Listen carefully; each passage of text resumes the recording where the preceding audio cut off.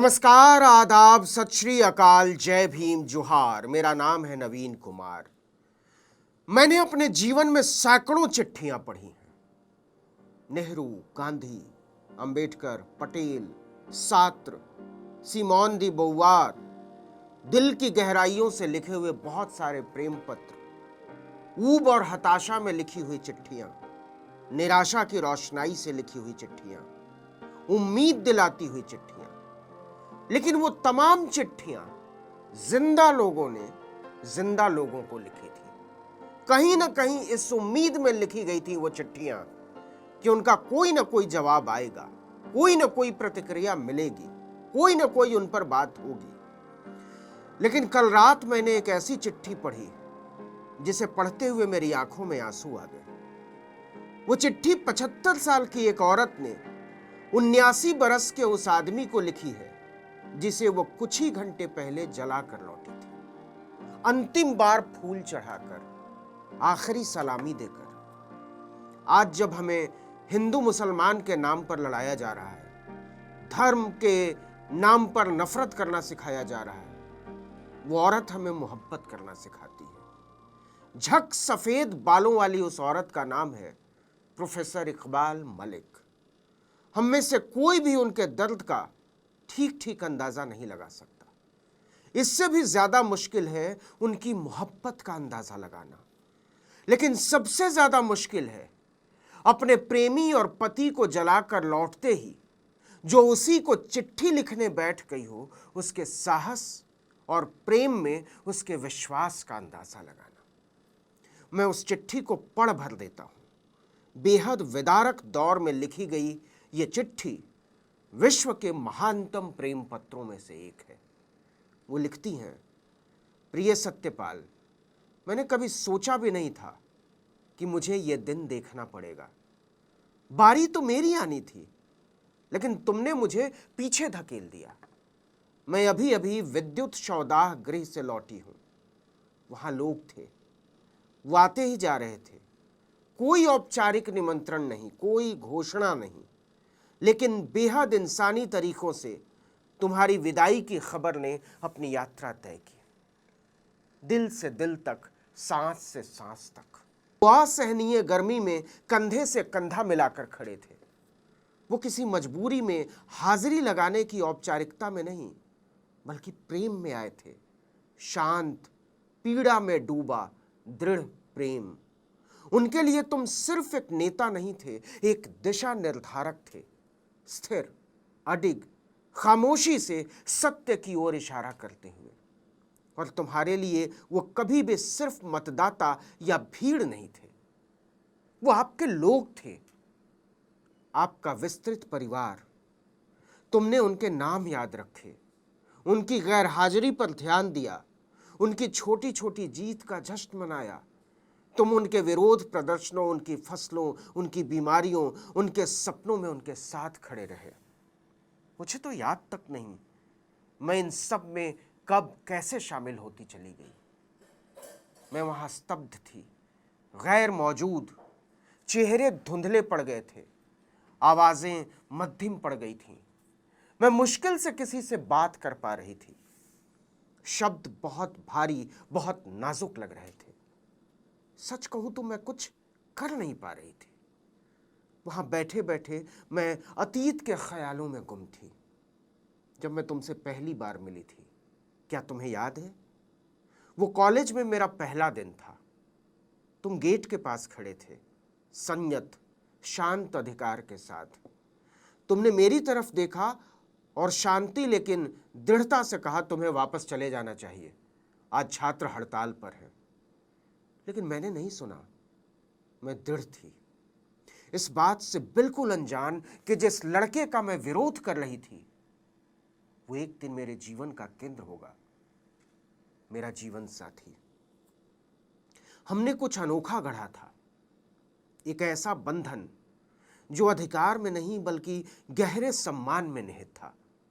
हमने एक दूसरे को जगह दी, फिर भी हर मोड़ पर एक दूसरे के साथ खड़े रहे।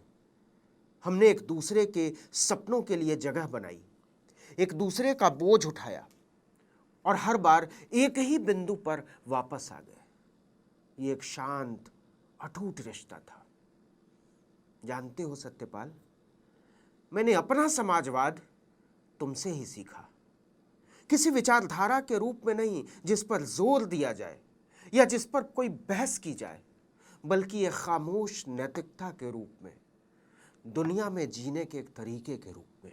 तुम्हारा समाजवाद, तुम्हारी विनम्रता और सत्ता को अपने ऊपर हावी होने देने से तुम्हारे इनकार में झलकता था।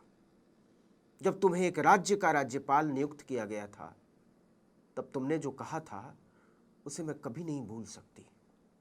उस जानी पहचानी व्यंग्यात्मक मुस्कान के साथ तुमने मुझसे कहा था, मैं तो अब भी वही आदमी हूं, बस मेरे आसपास के लोग साहबों जैसा व्यवहार करने लगे हैं मेरे साथ।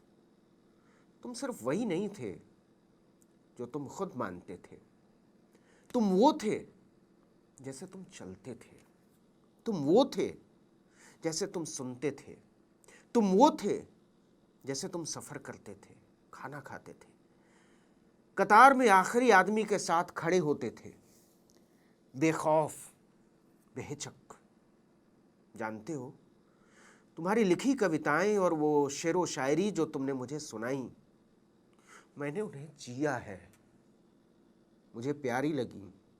तुमसे तुम्हारे गांव के स्कूल की कहानियां सुनना, तुम्हारा मासूम हास्य बोध, मेरे माता पिता और भाई बहनों के प्रति तुम्हारी अटूट प्रतिबद्धता, मैं नेह में डूबी। तुम्हारी इकलौती रक्त संबंधी माँ जी के साथ तुम्हारा रिश्ता देखकर तुम दुनिया में एक दुर्लभ शालीनता के साथ चले, जिसमें स्पर्श की सहजता थी लेकिन सिद्धांतों की दृढ़ता भी। तुम दुनिया में एक दुर्लभ शालीनता के साथ चले, जिसमें स्पर्श की सहजता थी लेकिन सिद्धांतों की दृढ़ता भी। ये दोनों चीजें कम ही एक साथ होती हैं, लेकिन तुम में ये सहजता से, खूबसूरती से मौजूद थी। मुझे यकीन है कि तुम उन हजारों लोगों को देख पा रहे होगे जो तुम्हें अलविदा कहने के लिए इकट्ठा हुए थे, न सिर्फ यहीं बल्कि कस्बों और गांवों के घरों और दिलों में, जहां तुम्हारा नाम शांत श्रद्धा के साथ याद किया जा रहा है। छात्र तुम्हारे शब्दों को उद्धृत कर रहे हैं, मानो तुम्हारी बुद्धिमत्ता को थामे रखने की कोशिश कर रहे हो। किसान तुम्हारी अटूट एकजुटता को याद कर रहे हैं। कबड्डी के खिलाड़ी और दूसरे खिलाड़ी भी याद कर रहे हैं कि तुम उनके साथ कैसे खड़े रहे। सैनिक और पुलिसकर्मी उस सम्मान को याद कर रहे हैं जो तुमने उनकी सेवा के लिए उन्हें दिया था। और यहां तक कि प्रवर्तन निदेशालय के अधिकारी भी, जिन्हें तुम्हारे परिसरों पर छापा मारने के लिए भेजा गया था और जिन्होंने निजी तौर पर स्वीकार किया था कि उन्हें पता है इन आदेशों का कोई वास्तविक आधार नहीं है, वो याद करते हैं कि तुमने कितनी शांति और गरिमा के साथ इसे स्वीकार किया था। तुमने कैसे उनके काम को पूरा सहयोग दिया, डर के मारे नहीं बल्कि संस्थागत प्रक्रियाओं में विश्वास के कारण। तुमने बेहद सादगी, पूर्णता और शांत साहस के साथ जीवन जिया। और अब तुम्हारा दृढ़ दार्शनिक बेटा तुम्हारी तरफ खड़ा है, चुपचाप दृढ़ता से तुम्हारे विचारों की स्पष्टता और अर्थ की गहराई को आगे बढ़ा रहा है। और हमारी बहू हमारे परिवार के मूल्यों को कायम रखते हुए अपनी शक्ति, विचारशीलता और व्यक्तित्व को गरिमापूर्ण ढंग से आगे बढ़ा रही है। लेकिन जानते हो सत्यपाल, मैं अब खुद को उन जगहों पर बहुत अकेला पाती हूँ जहाँ तुम्हारी शांत यादें बहुत गहराई से बसी हुई हैं। खासकर इन पिछले कुछ महीनों में वो रच बस गई हैं। सुबह के सन्नाटे में, दिन को निर्धारित करने वाले लंबे शांत विरामों में, मैं अब भी खुद को तुम्हारी आवाज़ के ख्यालों के साथ जागने का इंतज़ार करते हुए पाती हूँ। सत्यपाल, हम तुम्हें अपने व्यक्तिगत तरीकों से और उस प्यार से जिसका कोई नपना नहीं है, जिसका कोई अंत नहीं, तुम्हें गौरवान्वित महसूस कराएंगे। तुम्हारी इकबाल।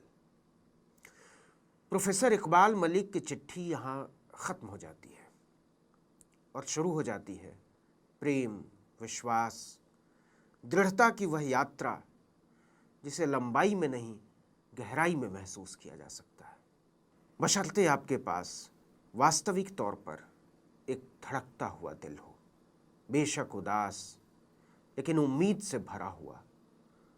पता नहीं आप कैसे सोचते हैं, लेकिन प्रोफेसर इकबाल मलिक के इस चिट्ठी ने दुनिया को थोड़ा और जीने लायक बना दिया है, थोड़ा और प्यार करने लायक एक जगह, थोड़ा और थिरने लायक, थोड़ा और लड़ने लायक, थोड़ा और महसूस करने लायक।